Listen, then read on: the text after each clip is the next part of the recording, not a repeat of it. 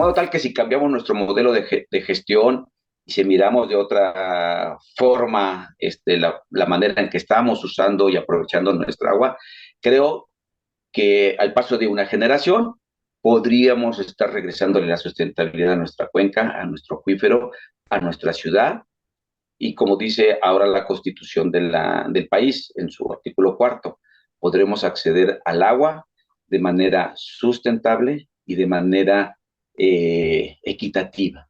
Sustentable porque entonces ya no estaríamos utilizando el agua del subsuelo, el agua subterránea, el agua que le corresponde a las próximas generaciones. Hay que garantizar para las próximas generaciones que ellos también accedan y ejerzan el derecho humano al agua. La pregunta que sigue, Daniel, no es con el afán de que la respuesta sea sensacionalista. Somos un servidor es enemigo del periodismo sensacionalista. Pero bueno, el periodismo está encaminado al bien común.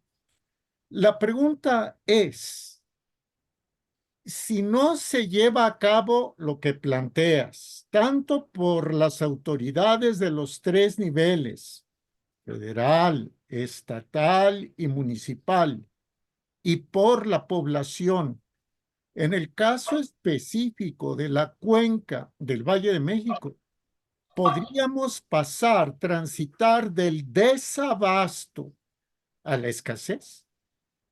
Sí, por supuesto. Sí, sí. Considerando que nuestra principal fuente de abastecimiento es el acuífero. Se calcula por los hidrólogos, por los geólogos y por los hidrogeólogos, que hay esa especialidad, que nuestro acuífero en promedio tiene entre 700 y 800 metros, dependiendo de la zona en que te ubiques de la ciudad. Si te vas hacia las faldas de la Jusco, pues allí es de 800 metros. Si te vas hacia el centro de la ciudad, es de 700 metros. Casualmente, hace un par de semanas, caminando por el periférico oriente, por allá por los rumbos del Cerro de la Estrella, encontramos un pozo en donde cargan las pipas para abastecer mediante ese mecanismo. Y platicamos con el operador del pozo y de la garza con que se abastecen las pipas. Y nos decía que hace 3 años el pozo dejó de extraer agua y se tuvo que perforar a mayor profundidad. Actualmente está a 420 metros de profundidad. ¿Qué significa? 420 a 700 metros es el margen que tenemos.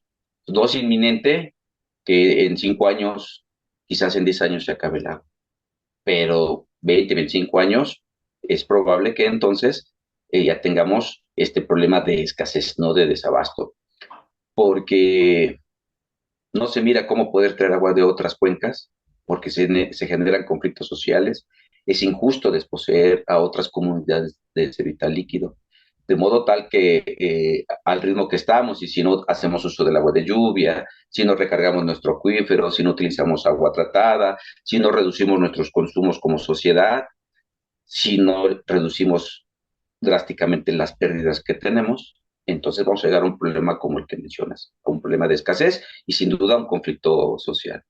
Y sin caer en catastrofismos, porque revisemos la historia de las grandes ciudades y están unidas a un gran río que les provee les suministra de agua y les da la posibilidad del saneamiento. Cuando el río se ha agotado, por las razones que fueran, la ciudad viene a menos y desaparece. Nosotros no nos asentamos junto a un río, nos asentamos en una cuenca cerrada, una cuenca endorreica, nos asentamos sobre nuestra principal fuente de abastecimiento. Nos acabamos esa fuente, fin de la historia de la Ciudad de México. 5, 10, 20 años. Me parece que en 20 años estaríamos viendo los indicios más concretos, más objetivos. Estaríamos en la antesala de que la ciudad efectivamente se esté acercando a ese momento. Por eso el llamado a que hagamos todos lo necesario para llegar a ese punto. Nuestro acuífero no es como una cisterna o como un tinaco, que lo vemos físicamente, como va bajando el nivel, y conforme va llegando al punto más bajo, el agua es de peor calidad. porque está asentado todas las partículas, allí están asentadas. Evidentemente que en la medida que el agua empiece a ser de peor calidad, que contenga mayores volúmenes de manganeso, de fierro, inclusive hasta de arsénico, que es muy dañino para la salud, entonces estaremos ahí teniendo el indicio de que está por agotarse el agua. Y ojo, puede ser que tengamos agua allá abajo, pero esa agua no va a ser apta para el consumo humano, como ocurre en la zona lagunera, donde ahora se extrae el agua a más de 2000 metros y los volúmenes de arsénico son enormes. Estoy convencido que la tasa de cáncer en la gente de la región tiene que ver con el consumo de agua con arsénico. De allí que se hizo este proyecto de llevar agua saludable a la laguna, pero agua rodada, agua de presa, agua de mejor calidad. Allá tuvieron esa oportunidad. Aquí tengo dudas, a menos que entre todos encontremos otras alternativas, pero en este momento no se visualiza. Por favor, Daniel, para concluir este ciclo de entrevistas, que espero se repita con tu gentileza, por favor, resume, sin ningún sesgo político, las alternativas que son viables y que te escuchen para que las escuchen las autoridades que continúan ejerciendo sus cargos. Los que pretenden suplir a las autoridades actuales. Habrá elecciones. Y para la población también, tanto de las zonas densamente pobladas y con altos niveles de pobreza, cuanto para las zonas donde el factor económico no es problema, pero sí les falta el agua.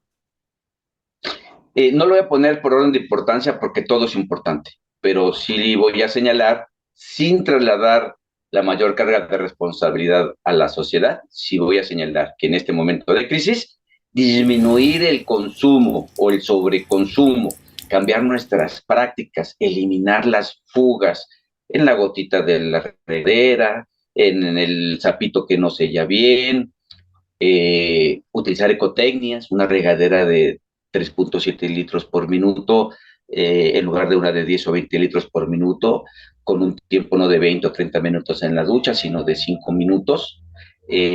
Utilizar agua gris en el WC, no agua de la red, agua potable o agua que se considera como potable. No lavar los vehículos y las banquetas a chorros de manguera, en fin, todas estas prácticas que podemos hacer en casa nos pueden llevar a reducir en lo inmediato un 40 o un 50% del consumo promedio de la ciudad, lo que permitiría redistribuir de las zonas que mayor volumen tienen a zonas que sí tienen un desabasto significativo y aprovechar lo que ya se hizo. La meta era para el actual gobierno 840 microsectores, se lograron la mitad y eso permite controlar presiones y disminuir pérdidas y recuperar volúmenes que se pueden enviar a otras zonas. Entonces, aprovechar esa infraestructura que ya se generó para que esos volúmenes sean enviados a otras zonas, de tal modo que quien venga le dé continuidad a la microsectorización y no se piense que lo que hizo el de atrás no sirve y ahora yo tengo que inventar algo nuevo.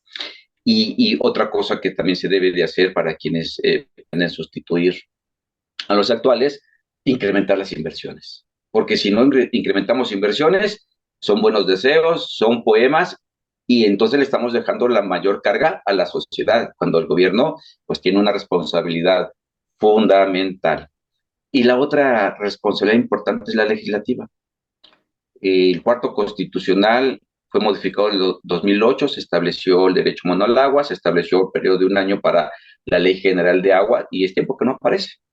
La siguiente legislatura no debería, a la luz de la crisis en la ciudad y en el país de desabasto, no debería seguir siendo indolente y no promulgar esa ley general de aguas. En el caso de la Ciudad de México tenemos una constitución mucho más avanzada en materia de derecho humano al agua y al saneamiento que la propia Constitución Nacional. El problema es que tenemos esta constitución que es hermosa, por lo menos en este tema, pero tenemos una ley que corresponde o sería el equivalente a la ley orgánica del sistema de aguas de la Ciudad de México, cuando lo que requerimos es una ley para una gestión con visión de cuenca que respete el ciclo natural del agua, que respete el equilibrio del acuífero, que provoque la distribución equitativa y sustentable del agua entre toda la población, que asegure la recarga, y no solo lo que puede o no debe hacer el SACMEX, técnicamente hablando, y lo que podemos o no debemos los usuarios en relación al agua y al drenaje. Es una ley mucho más integral, mucho más amplia. He conversado con legisladores de diferentes partidos políticos y están como atentos a ver a qué horas cambia la ley, a qué horas cambia el marco legal nacional, cuando tenemos la oportunidad por contar con una constitución más avanzada que la nacional y sentar un precedente y que sea un ejemplo para los legisladores federales. Me parece que el tiempo se está agotando de modo tal que la siguiente legislatura debe de sentar un precedente importantísimo de cómo se debe de gestionar el agua en una cuenca. Recuerdo que un servidor, cuando conducía un noticiario en una radiodifusora de la Ciudad de México, tuvo conversaciones también con el ingeniero Ramón Aguirre del Sistema de Aguas de la Ciudad de México. Y en aquel entonces, hablemos del 2006, 2008, 2010, si no me equivoco, el ingeniero Ramón Aguirre hablaba de que el 40% de la pérdida de agua en la capital se debía a fugas en la red. Si a esto le agregamos un 20% de robo por los diablits o los bypass en domicilios, estaremos hablando de que por lo menos la mitad del agua se desperdicia y esto afecta a los más necesitados. Pero por el otro lado, también hemos visto que los gobiernos, sean del partido que sea, no invierten. ¿Por qué? Porque lo que se invierte en el drenaje no se ve, no luce, no es como los programas sociales, por decir algo. El pasado lunes 18 de marzo, el periódico identificado con la derecha, el periódico Reforma, hablaba de una disminución de más del 30% en la inversión para la distribución del agua. Y el periódico identificado con la izquierda, La Jornada, hablaba de conflictos sociales en Oaxaca por la falta de agua. Entonces, si seguimos, es la conclusión, yo quisiera pedirte si estás de acuerdo o no. La conclusión de un servidor es, si seguimos defendiendo banderías políticas, dogmatismos, por encima del verdadero interés de la gente, entonces sí nos va a alcanzar el destino.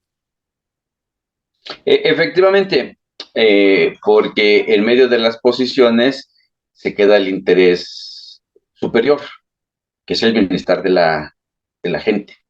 Yo te voy a decir, porque me parece que hay que tener honestidad, digamos, intelectual.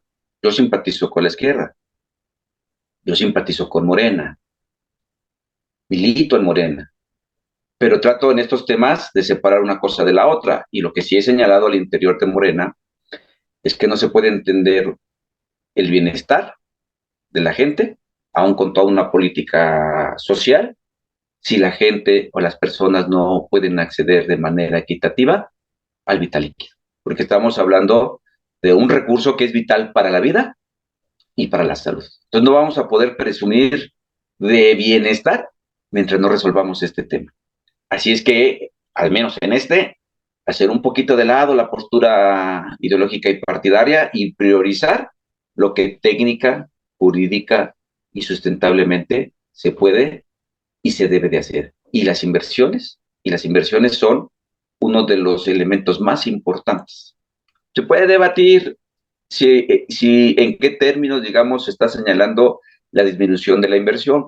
Esto pasa por el asunto de la ingeniería presupuestal, que si cuánto de un programa y cuánto de otro, y que si se hizo obra por otros programas que no están inscritos necesariamente a la Comisión Nacional del Agua, o que se hizo una conversión con los gobiernos estatales. En fin, podríamos tratar de justificar o de confirmar la hipótesis de que no se está haciendo la inversión necesaria, pero no es el caso.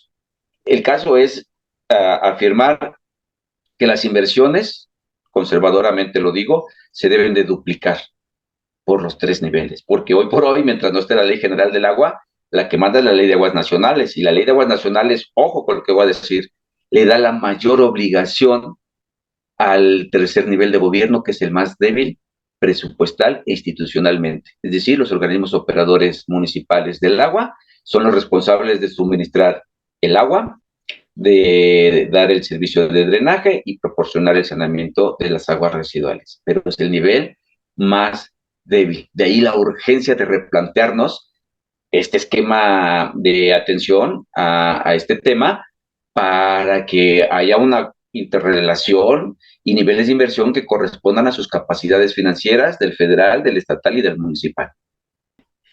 Daniel, qué agradable conversar contigo. Ojalá y lo podamos hacer en un futuro cuando tu agenda lo permita, porque el tema va a dar para mucho y como lo señalas, tratarlo con la mayor transparencia y la mayor honestidad, porque sin agua no hay bienestar. Muchas gracias por la conversación, Jorge. Quedo agradecido. Igualmente, y te saludaré, Dios mediante, muy pronto. Gracias, Daniel. Hasta pronto. Y sobre todo, gracias a usted, porque como siempre decimos, nos ve, nos oye y participa. Este es un tema fundamental. Por favor, como una petición desinteresada, el canal no está monetizado, no buscamos hacerlo. Comparta el video. Y si se puede, pues denle un me gusta, denle un like. ¿Y sabe qué? Cuidemos el agua. Si entre nosotros nos ayudamos cuidando el agua, de alguna forma presionaremos a la autoridad para que haga bien su trabajo. Hasta la próxima.